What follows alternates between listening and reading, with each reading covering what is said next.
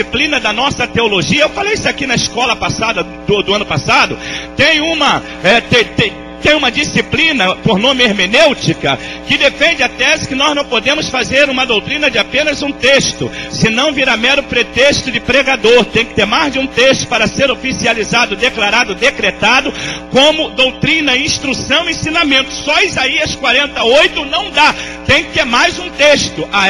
A Bíblia diz em Jeremias capítulo 1 versículo 11, o que vês tu, Jeremias? Ele diz, eu vejo uma vara de amendoeira, bem racional, foi o que ele estava vendo. Aí Deus fala para ele no 12, viste bem, porque velo sobre a minha palavra para cumprir. O que Deus te prometeu, Ele é poderoso para cumprir. Você pode dizer amém? Mas aí você pode dizer assim, tá bom, pastor, confirmou a hermenêutica, então é doutrina, confirmou, mas isso é história de Antigo Testamento. E no Novo Testamento? Mateus 24:35, Jesus falou, os céus e a terra passarão, mas as minhas palavras não hão de passar. O que Ele te prometeu, Ele é poderoso para cumprir. Aleluia. Pastor, por que tu acredita nisso? Porque Ele é fiel. E aonde está isso na Bíblia? A Bíblia diz em 2 Timóteo 2, 9, 10, 11, 12 11, 12, 13 Paulo ele diz assim, palavra fiel é esta, se morrermos com Ele também viveremos. Se o negarmos, Ele também nos negará. Se permanecermos infiéis, Ele permanece fiel. Ele não pode negar-se a si mesmo. Você crê que Deus é poderoso para cumprir a palavra dele na sua vida? Levante as duas mãos e diga glória ao nome de Jesus de Nazaré. Minha casa é território do Senhor. Como é isso, pastor? Eu digo assim, muitas dúvidas surgem quando o assunto está relacionado ao matrimônio ou à família. Muitos conselhos são dados nesta área. Mas afinal, qual deles a seguir? Nós estamos numa discussão maravilhosa aqui nessa noite. Declarar que a minha casa é território do Senhor.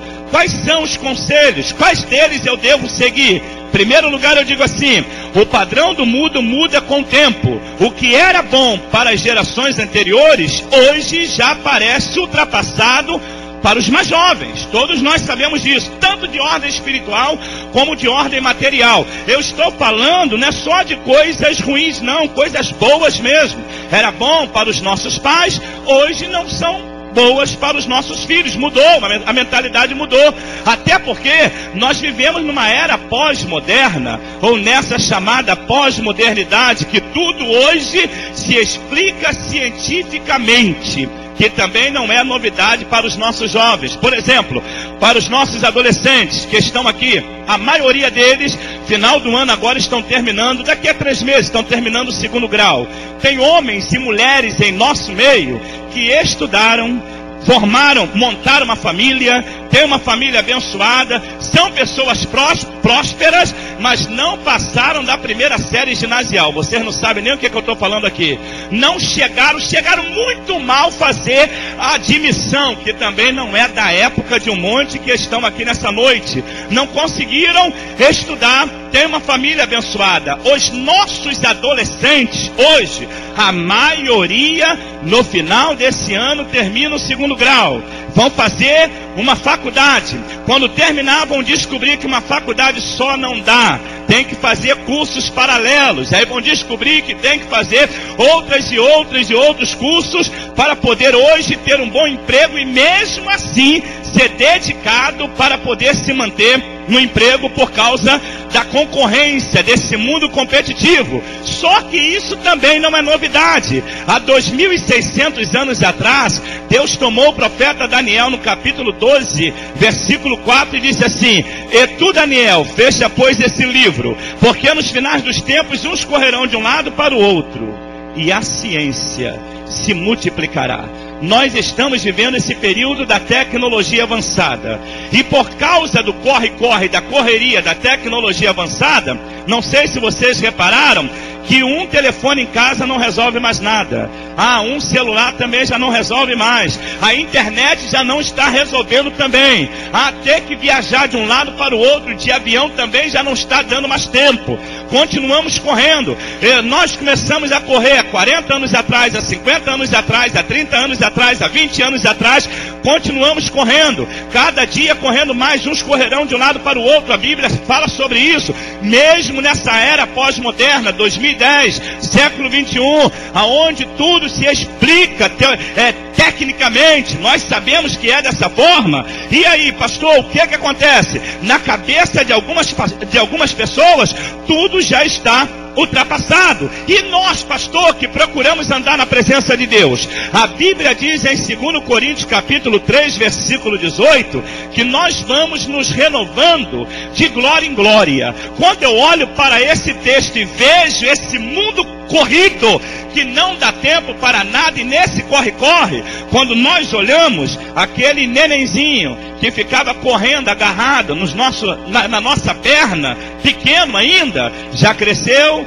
Eu tenho um filho que está na aeronáutica, eu tenho uma filha com 24 anos, tenho um filho com 23 anos. Quando eu olhei, o garoto está falando mais grosso do que eu, está servindo a pátria, falando mais grosso do que eu. A única coisa que eu pude aproveitar, é claro, eu tinha que aproveitar, porque desde novo eu comecei a trabalhar com 14 anos já de carteira assinada com 14 anos, eu trabalhei muito a minha vida inteira, mas eu me lembro que eu era metalúrgico, eu acordava às 5h15 da manhã para trabalhar, de lá direto para o curso teológico. Quando não tinha curso eu ia para culto, isso era segunda, terça, quarta, quinta, sexta, sábado e domingo, direto, desde quando aceitei a Cristo como auxiliar, diácono, presbítero, pastor, a vida inteira desta forma. Sabe o que eu tinha que fazer? Quando eu chegava em casa, 11h30 da noite, era a hora que eu ia brincar de cavalinho, de cachorrinho, botar os dois aqui nas costas e ficar andando na sala, no quarto. Era o tempo que eu tinha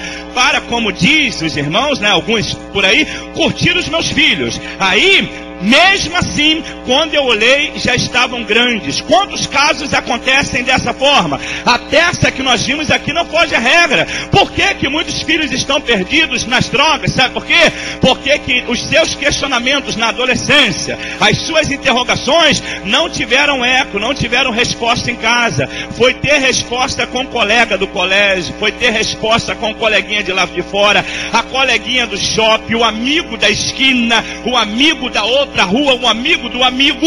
Foi aquela pessoa que discipulou os nossos filhos. O que aconteceu? Perdemos os nossos filhos quando chegam a uma certa idade dentro da igreja. E aí, pastor, numa hora como essa, eles estão clamando por uma resposta e o renovando de glória em glória. Nessa hora, eu preciso ter a mesma convicção que teve este homem por nome Josué, em poder dizer: eu e a minha casa serviremos ao Senhor. Esse mundo corrido, essa coisa que nós chamamos de ultrapassado, de cabeça, de mentalidade retrógrada, envelhecida de 1900 antigamente, tem feito um efeito muito grande na mentalidade dos nossos adolescentes. E aí, pastor, tem certas coisas que eles não entendem. Por exemplo, o adulto não entende. Vocês querem ver?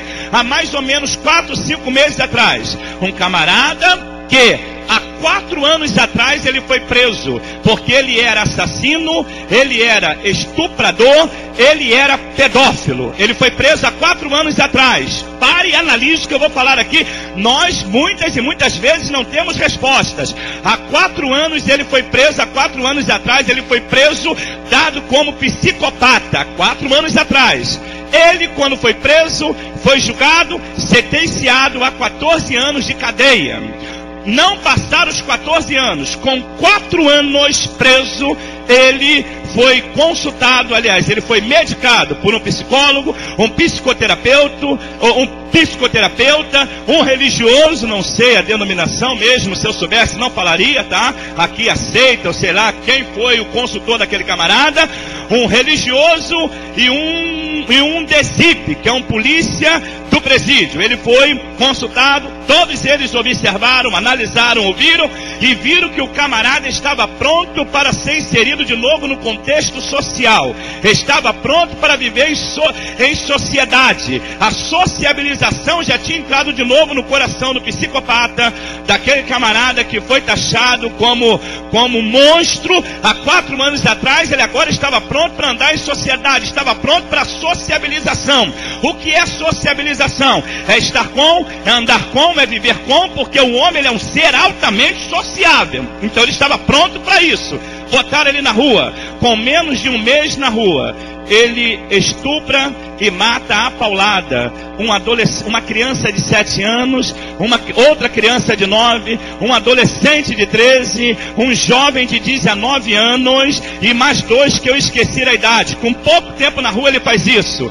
Aí por fim, pegam aquele camarada, levam ele preso e ele aparece morto no presídio. Todo o Brasil acompanhou essa reportagem. Pastor, aonde tu quer chegar com isso? A nossa sociedade, ela clama por uma resposta. Os nossos adolescentes que vão estudar, querem fazer direito, vão fazer direito, já estão preocupados com a lei que domina o nosso país. Eles já descobriram, perguntaram papai e mamãe, e o papai e mamãe falaram, não, esse moço tinha que ficar preso com 14 anos, mas ele veio para a rua como Guilherme de Pádua, já está na rua, saiu o nome sem querer, mas agora já foi. A esposa também, e o outro que foi preso, que era o redator-chefe da Folha de São Paulo, 9 anos ainda em presídio domiciliar, um homem que pegou 200 e poucos anos de cadeia, mas tem curso superior e alegou problema de coração, está em casa, na mansão dele. Claro que ele não vai ter comportamento indecoroso, está dentro de casa, não aconteceu nada com ele, ele matou a própria amante. Daqui a pouco a família Nardoni vai estar na rua também. Daqui a pouco aquele casal, o noivo e a noiva que matou o próprio pai e a mãe, vai estar na rua também. Por quê? Por causa da nossa lei. A lei é ultrapassada, é arcaica, é obsoleta, é envelhecida, é de 1934, salve memória aqui nessa noite, 1934.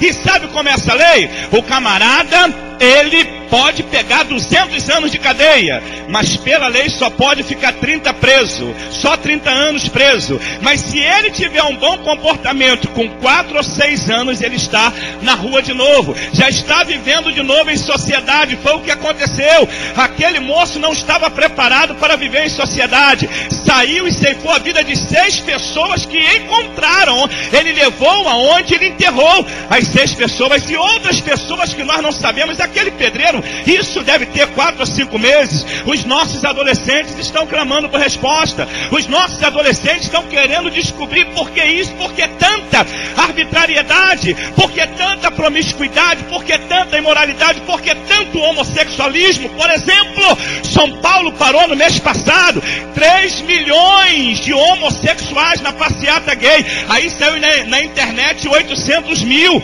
Nós não sabemos mais como vai controlar essa situação. O nosso país faz apologia do erro, faz uma apologia totalmente arbitrária. Eu estava pregando na minha igreja há mais ou menos 3 anos atrás, contra a pedofilia, que Magno Malta vem defendendo de uma forma ferrenha. Pastor lá no estado do Espírito Santo, abençoado. Aí eu pregando contra na igreja, eu estava inspirado naquela noite, eu estava inspirado. Tem dia que nós estamos inspirados. Aí eu falei assim, não se apavorem, se dentro de pouco tempo o Brasil começar a fazer apologia também apoiando a pedofilia. Falei aquilo ali, falei, ai meu Deus, acho que eu estava empolgado, acabei falando besteira. Aí tem um ombreiro na nossa igreja, está chegando agora um diácono, está chegando agora da Suécia, ele trabalha em circo e viaja sempre 5 meses no ano. Aí ele falou, pastor, Suécia ou Suíça, eu esqueci agora o país. Ele falou, lá a pedofilia já é liberada. Quando eu terminei de falar, ele falou isso comigo, eu falei, alguns países já deve ser. Aí ele falou que lá já é liberada. Passou, eu estava no retiro da igreja agora em dezembro, em janeiro, no carnaval, no retiro da igreja.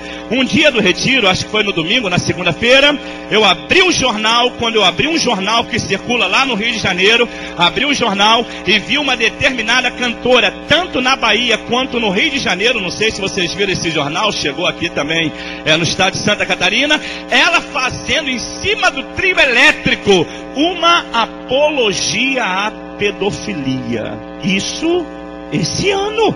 Eu preguei há 3 anos atrás, e esse ano uma cantora de ponta, que eu não vou dizer o nome, ela estava fazendo uma apologia à pedofilia.